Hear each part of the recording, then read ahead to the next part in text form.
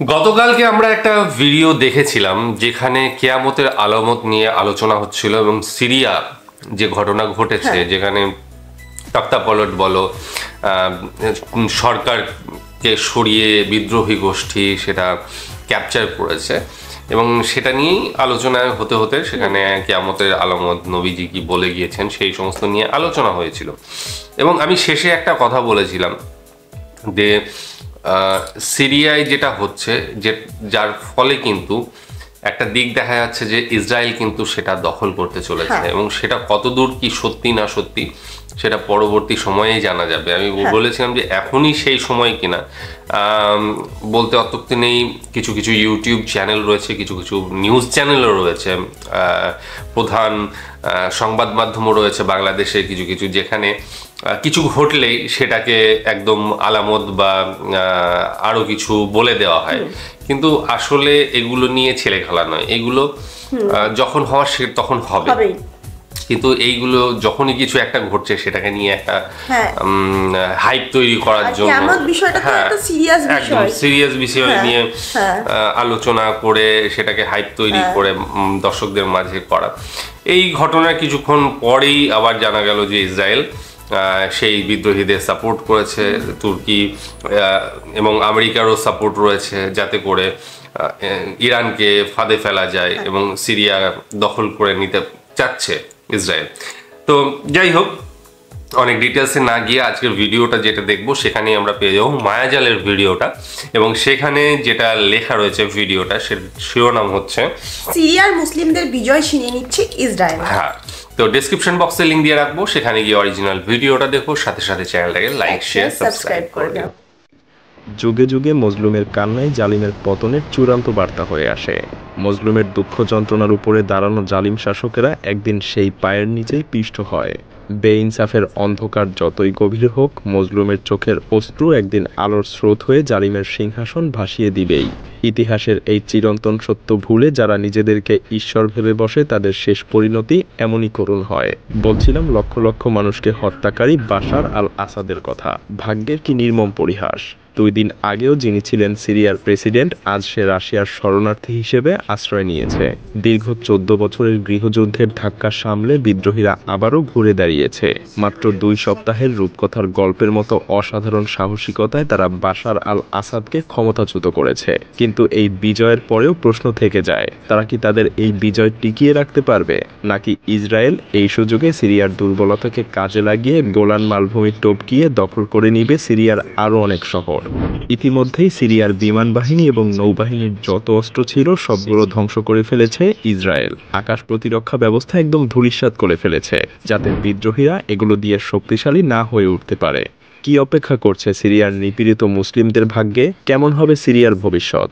জানতে হলে দেখতে থাকুন মায়াজাল জিওপলিটিক্সের আজকের বিশ্লেষণ। সিরিয়া এবং সিরিয়ার সাধারণ মানুষদের সাথে কি হতে চলেছে তা জানার আগে চলুন একবার পেছনে ফেরা যাক। দেখা যাক ইতিমধ্যেই সিরিয়ার সাধারণ মানুষ কি ভয়াবহ নির্মমতার সাক্ষী হয়েছে। এক কথায় সিরিয়ার ইতিহাসে আল আসাদ পরিবারের শাসন এক ভয়াবহ অধ্যায়। 1971 সালে বাশার আল আসাদের বাবা হাফেজ আল আসাদ ক্ষমতায় আসার পর থেকেই এদেশের জনগণের জীবনে নেমে আসে দুঃস্বপ্নের এক কালো অধ্যায়। তার শাসনকাল ছিল দমন, হত্যা, গুম, খুন এবং ভয় দেখানোর এক যুগ। যেমন 1982 সালে হামা শহরের মুসলিম ব্রাদারহুডের বিদ্রোহ দমনের নামে হাফেজ আল আসাদ যে গণহত্যা চালিয়েছিল তা সিরিয়ার ইতিহাসে কালো অক্ষরে লেখা থাকবে আজীবন। ট্যাঙ্ক, বিমান এবং গোলাবারুদের ব্যবহার করে পুরো শহরটাকে ধ্বংসস্তূপে পরিণত করে দেয় বাশার আল আসাদের বাবা। প্রায় 20,000 থেকে 40,000 মানুষ হত্যা করা হয়েছিল সেই দিনে। সেই সময়টাতে যারা প্রতিবাদ করত তারা মুখাবারাত নামের গোপন পুলিশ বাহিনীর হাতে বন্দী হয়ে নিখোঁজ হয়ে যেত। কারাগারগুলোতে তাদের উপরে চালানো হতো নির্মম নির্যাতন। হাফেজ আল আসাদের মৃত্যুর পর তার পুত্র বাশার আল আসাদ ক্ষমতায় আসেন। অনেকেই আশা করেছিলেন হয়তো বাশার তার পিতার চাইতে ভিন্ন হবেন, কিন্তু তিনি ছিলেন আরও নির্মম, আরও অমানবিক। 2011 সালে আরব বসন্তের সময় যখন সিরিয়ার জনগণ গণতান্ত্রিক সংস্কারের দাবিতে রাস্তায় নেমে আসে, তখন তাদের উপরে গুলি চালানো হয়। এই আন্দোলন ধীরে ধীরে গৃহযুদ্ধে পরিণত হয়। সাধারণ মানুষ যারা নিজেদের অধিকার রক্ষার জন্য লড়াই করেছিল তাদের উপর বাশার চালায় রাসায়নিক অস্ত্রের হামলা। 2014 সালে গৌতার হামলায় এক রাতেই প্রায় 1400 মানুষ নিহত হয়েছিল। শিশু, নারী, বৃদ্ধা কেউই রেহাই পায়নি। তাদের নিথর দেহ আর বিষক্রিয়ায় থেমে যাওয়া শ্বাস, এই দৃশ্য দেখে বিশ্ব স্তব্ধ হয়ে গিয়েছিল। সিরিয়ার কারাগারগুলোতে হাজার হাজার মানুষ বন্দী ছিল। তারা দিনরাত নির্মম নির্যাতনের শিকার হতো। বাশার আল আসাদের শাসনে সিরিয়ার মানুষের জীবনে স্বাধীনতা তো দূরের কথা, মানবাধিকারও বিলুপ্ত হয়ে গিয়েছিল। খাদ্য সরবরাহ বন্ধ করা, চিকিৎসা ব্যবস্থা ভেঙে ফেলা এবং প্রতিনিয়ত বোমা হামলা চালিয়ে সাধারণ জনগণের জীবন দুর্বিষহ করে তুলেছিলেন বাশার। তার শাসনকাল ছিল জনগণের জন্য এক চরম দুঃস্বপ্ন। তবে সিরিয়ার জনগণের ধৈর্যের বাঁধ ভেঙে গিয়েছিল 2011 সালে। আরব বসন্তের ঢেউ যখন মধ্যপ্রাচ্যের দেশগুলোতে পরিবর্তনের বার্তা নিয়ে আসে, তখন সিরিয়ার সাধারণ মানুষও রাস্তায় নেমে আসে। তারা শুধু চেয়েছিল একটা গণতান্ত্রিক দেশ, যেখানে তারা প্রাণ খুলে কথা বলতে পারবে। তবে তাদের এই শান্তিপূর্ণ আন্দোলন বাশার আল আসাদের চোখে ছিল এক বিদ্রোহ, আর তাই সেনাবাহিনী দিয়ে বিক্ষোভকারীদেরকে গুলি করে হত্যা করতে আদেশ দেয় বাশার। মানুষ আর কত সহ্য করতে পারে? এই দমনপীড়নের শান্তিপূর্ণ প্রতিবাদ অচিরেই সশস্ত্র গৃহযুদ্ধে রূপ নেয়। জনগণের মধ্যে থেকে গড়ে ওঠে ফ্রি সিরিয়ান আর্মি। তারা অস্ত্র তুলে নিল এবং শপথ করল তারা বাশার আল আসাদকে ক্ষমতা থেকে সরিয়ে একটা মুক্ত দেশ গড়ে তুলবে। বিদ্রোহীরা আলেপ্পা, হামা এবং হোমসের মতো বড় শহরগুলোর দখল নেয়। কিন্তু বিদ্রোহীদের লড়াই সহজ ছিল না। বাশার আল আসাদের পাশে ছিল রাশিয়া এবং ইরানের মতো শক্তিশালী মিত্র। তারা বিদ্রোহীদের উপরে বিমান হামলা চালায়। ইরান সরাসরি সামরিক সহায়তা দিয়ে বাশার সরকারের শক্তি আরও বাড়িয়ে দেয়। আর তাই ধীরে ধীরে বিদ্রোহীরা তাদের দখল করা শহরগুলো আবার হারাতে শুরু করে। সেই সাথে বাশার সরকারের সেনাবাহিনী বিদ্রোহী এলাকাগুলোতে খাদ্য এবং ওষুধ সরবরাহ বন্ধ করে দেয়। বিদ্রোহী এলাকাগুলো যেন বর্তমানের গাজার মতো অবস্থায় পরিণত হয়। এই সময়ে বিদ্রোহীদের মনে হতো তাদের লড়াই যেন ব্যর্থ হতে চলেছে। এভাবেই চলে যায় আরও বেশ কিছু বছর। বিশ্ব ভেবেছিল সিরিয়ার জনগণের এই লড়াই হয়তো এখানেই শেষ হয়ে যাবে। কিন্তু 2024-এর শেষে ঘটে এক অবিশ্বাস্য ঘটনা। দীর্ঘ 14 বছর ধরে চলা গৃহযুদ্ধে বিধ্বস্ত এক দেশ, যেখানে বিদ্রোহ প্রায় স্তিমিত হয়ে গিয়েছিল, সবাই ভেবেছিল বিদ্রোহীদের লড়াই হয়তো এখানেই শেষ। কিন্তু না, তারা যেন তাদের নিজেদের হারানো শক্তি এবং সাহস খুঁজে পায়। মাত্র 2 সপ্তাহের মধ্যে তারা সিরিয়ার প্রধান শহরগুলোকে দখল করে ফেলে। আলেপ্পা, হামা এবং হোমস দখল করার পর বিদ্রোহীরা দামেস্কেও প্রবেশ করে। বাশার আল আসাদ, যিনি এতদিন ধরে নিজেকে অপরাজেয় ভাবতেন, সে পালিয়ে রাশিয়ায় আশ্রয় নিতে বাধ্য হয়। সত্যি বলতে মাত্র 2 সপ্তাহের মধ্যে বিদ্রোহীরা যা করলো তা যেন রূপকথার গল্পের মতো। এই পুনরুত্থান ছিল এক বিস্ময়কর অধ্যায়। সাধারণ মানুষ যারা এতদিন অত্যাচারের শিকার হয়েছিল, তারাই প্রমাণ করেছে যে অত্যাচারীর পতন একদিন হবেই। তবে এই লড়াই এখনো শেষ হয়নি। তাদের সামনে অপেক্ষা করছে আরও বড় চ্যালেঞ্জ। কারণ বাশার আল আসাদের পতন যেমন সিরিয়ার জনগণের জন্য মুক্তির নতুন অধ্যায়, তেমনি এটা ইসরায়েলের জন্য সিরিয়ার দখল করে নেয়ার এক সুবর্ণ সুযোগ। বাশারের পতনের সঙ্গে সঙ্গেই ইসরায়েল গোলান মালভূমি ছাড়িয়ে সিরিয়ার আরও ভেতরের দিকে অগ্রসর হচ্ছে। বাশার আল আসাদের পতনের পরপরই ইসরায়েল সিরিয়ার অভ্যন্তরে বিমান হামলা করতে শুরু করেছে।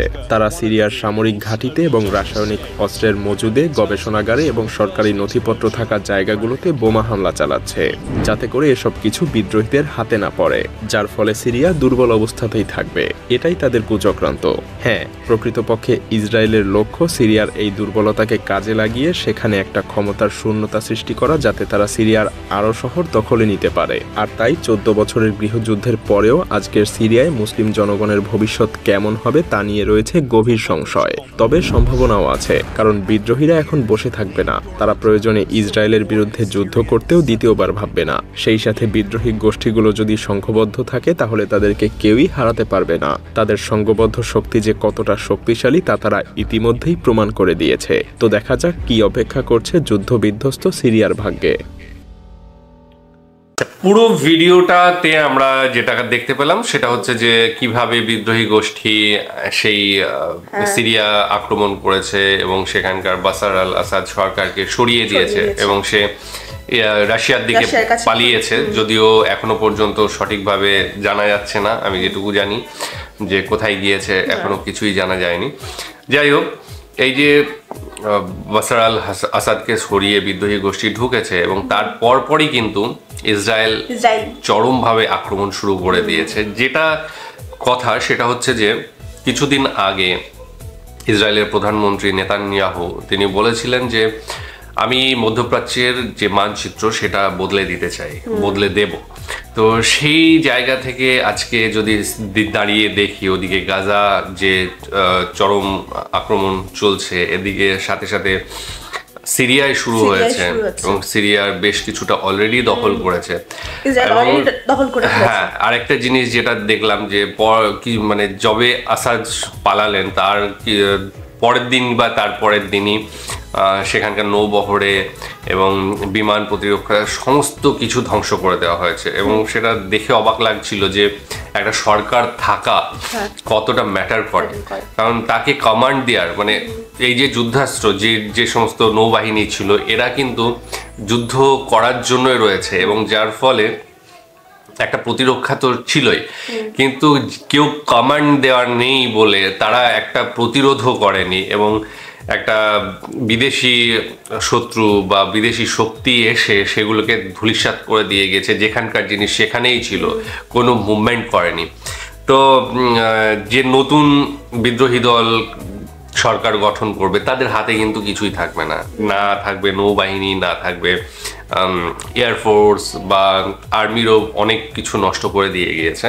সুতরাং একটা দুর্বল সরকার যেটাকে বলে, এমনিতেই অর্থনৈতিক পরিস্থিতি একটা যুদ্ধের পরে একটা রিভল্টের পরে কিন্তু ভীষণ খারাপ হয়ে যায়, যার ফলে সিরিয়া যে এমন কিছু ভালো একটা অর্থনীতি ছিল সেটাও নয়, যার ফলে কিন্তু এই যে সরকার আসবে সেটাও কিন্তু খুব যে স্টেবল হবে তা নয়, কারণ আশেপাশে যে সমস্ত বড় শক্তিগুলো আছে তারা কিন্তু ইনফ্লুয়েন্স করবে।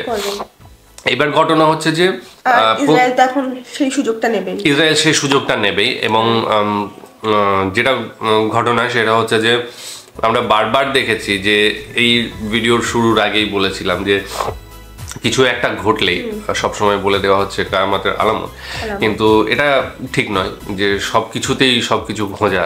আমরা পরে দেখি যে না, এগুলো কিছুই না। যাই হোক, আরেকটা বিষয় বলতে চাই যে সব সময় যে নিয়তির হাতে বা ঈশ্বরের হাতে সবকিছু ছেড়ে দিলে যে সবকিছু হয়ে যায় তা নয়। এখানে যেমন বলা হচ্ছে যে জালিম যত জুলুম করবে তারপরে সেই কষ্ট ভোগ করবে। অ্যাকচুয়ালি যা কিছু ঈশ্বরও কিন্তু তাকেই সাহায্য করে যে নিজের সাহায্য করে। সুতরাং এখানে কিন্তু তাদের লড়তে হবে, ঠিক আছে, এবং তাদের নিজেদের জন্য কিছু করতে হবে। আমি মধ্যপ্রাচ্যে অনেক দেশ বলছি এবং সেখানে এমন কিছু উন্নত নয়, বিশেষ করে এটা ফ্যাক্ট, এটা মানতে হবে যে এমন কিছু উন্নত নয়, এমন কিছু আবিষ্কার নেই, এমন কিছু প্রগতিশীল চিন্তাধারা নেই যেটা করে তারা একটা বহিঃশক্তি, বড় শক্তির বিরুদ্ধে লড়তে পারবে। তারা ডিপেন্ডই করে হচ্ছে অন্য শক্তির ওপরে, অন্য কোনো বড় শক্তি অথবা সেই বড় শক্তির ভায়া হয়ে অন্য কোনো শক্তির দ্বারা, এইরকম তারা ডিপেন্ড করে প্রত্যেকটা দেশ। ইভেন যদি আমি বলি যে আরব কান্ট্রিগুলো, আরবের সৌদি আরব বলো, কাতার বলো, এগুলো যে হ্যাঁ উন্নত, কিন্তু সত্যি কথা বলতে কি তারা তেলের জন্য উন্নত। তেলের জন্য আজকে তেল যদি না থাকতো বা আজকে তেল যদি শেষ হয়ে যায়, সেই জায়গায় কিন্তু আজকে তার কিচ্ছু নেই, ঠিক আছে। আমাদের আর পাঁচটা যে সমস্ত মিডল ইস্টের কান্ট্রিগুলো আছে, সিরিয়া বলো বা আফগানিস্তান বলো, তাদের মতোই অবস্থা। কারণ টাকা পয়সাটা তারা করেছেই তেল থেকে। আজকে মানে তেল না থাকলে তাদের না কোনো সত্যিকারের উদ্ভাবনী জিনিসপত্র রয়েছে, আধুনিক আমি বলছি, মধ্যযুগে যেগুলো হয়েছে সেগুলো নয়, আমি আধুনিকের কথা বলছি। ইনভেনশন বা শিক্ষা দীক্ষায় যে একটা চরম উন্নতি, সেখান থেকে কেউ বড় বড় কোম্পানি খুলছে বা বড় বড় কিছু আবিষ্কার করছে যেটা মানব কল্যাণে লাগতে পারে, বা অথবা একটা বিরাট কিছু আবিষ্কার করলো যেটা একটা যুগান্তকারী আবিষ্কার, সেই ধরনের কিছু কিন্তু প্রোডাক্টিভিটি বা শিক্ষা ব্যবস্থা অতটাও উন্নত নয়। তো এই জায়গাগুলো আগে আমার মনে হয় ঠিক করা দরকার এবং পরবর্তী সময় হয়তো ওই যে বললাম যে ঈশ্বরও তাদেরকেই হেল্প করেন যারা নিজেদের হেল্প করে, ঠিক আছে। সব সময় কাঁদলে বা হাহুতাশ করলে সব কিছু পাওয়া যায় না, সেটা নিজেকে চেষ্টা করতে হবে, সেটা এগিয়ে যেতে হবে। সব সময় যুদ্ধ বিগ্রহ যেটা লেগেই থাকে, যেটা মিডল ইস্টে লেগেই থাকে, সেটাকে যদি কাটিয়ে উঠতে হয় তাহলে কিন্তু নিজেকে উন্নত করতে হবে, একটা আধুনিক জীবনের সাথে একটা ম্যাচ করে একটা জায়গায় আসতে হবে। না হলে প্রত্যেকেই ওই গায়ের জোরে কিন্তু কিছু হয় না।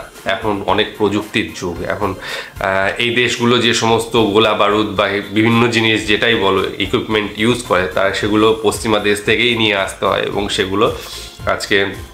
সেগুলো না দিলে অবস্থা সেই রকমই হয়ে যাবে, এবং এদের মাধ্যম দিয়েই অস্ত্র ব্যবসা করেও নিচ্ছে পশ্চিমা দেশগুলো। তো এই জিনিসগুলো যতক্ষণ না উন্নত হবে ততদিন আমার মনে হয়, আমার ব্যক্তিগত মতামত, তোমাদের মতামত অন্য থাকতে পারে, তবে অবশ্যই তাদের উন্নত হওয়ার প্রয়োজন রয়েছে। যাই হোক, অনেক কথা বললে ফেললাম।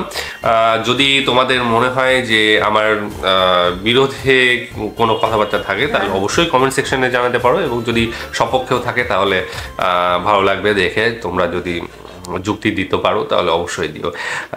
ভিডিও কেমন লেগেছে জানিও। আর বেশি কিছু বলছি না, আজকের মতো এখানেই শেষ করছি। আগামী দিন আবার আসছি অন্য কোনো ভিডিও নিয়ে, ততক্ষণের জন্য স্টে টিউনড।